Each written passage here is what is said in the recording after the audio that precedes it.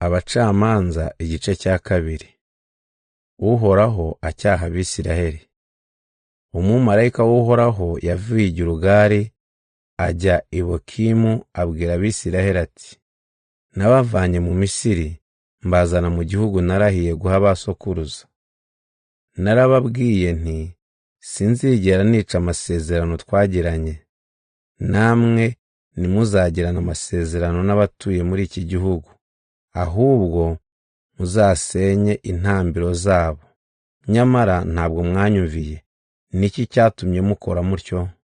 None rero aba bantu sinzabirukana muri mwe, ahubwo bazahinduka abanzi banyu, kandi imana zabo zizababera umutego. Umumarayika w'Uhoraho amaze kuvuga ayo magambo, Abisiraheli bose bararira bacura umuborogo. Aho hantu bahita Bokimu, kandi bahatambira Uhoraho ibitambo. Urupfu rwa Yozuwe.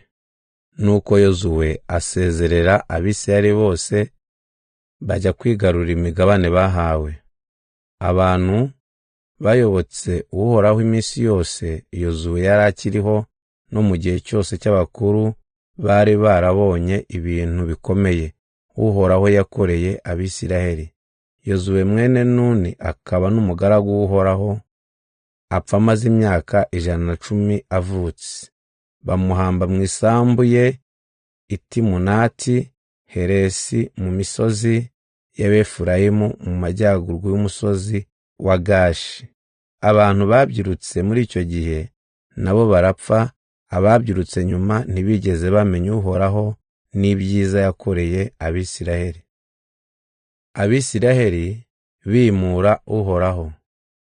Abisiraheli bacumuye ku Uhoraho, batangira kuyoboka za Bali. Bimuye Uhoraho Imana y'abasekuruza wabavanye mu Misiri, bayoboka imana z'amahanga abakikije baraziramya, birakaza Uhoraho. Kuko bimuye Uhoraho bayoboka Bali na za Ashitaroti, nuko Uhoraho arakarira Abisiraheli, abateza abanyazi barabasahura. Abagabiza n'abanzi babakikije ntibaba bagishoboye guhangana nabo. Iyo Abisiraheli bajyaga ku rugamba, Uhoraho yarabarekaga bagatsindwa, nk'uko yari yarababwiye kandi akabirahirira. Uhoraho yabateje akaga gakomeye. Hanyuma Uhoraho yabashyiriyeho abarengezi bo kubakiza abanzi babanyagaga ibyabo.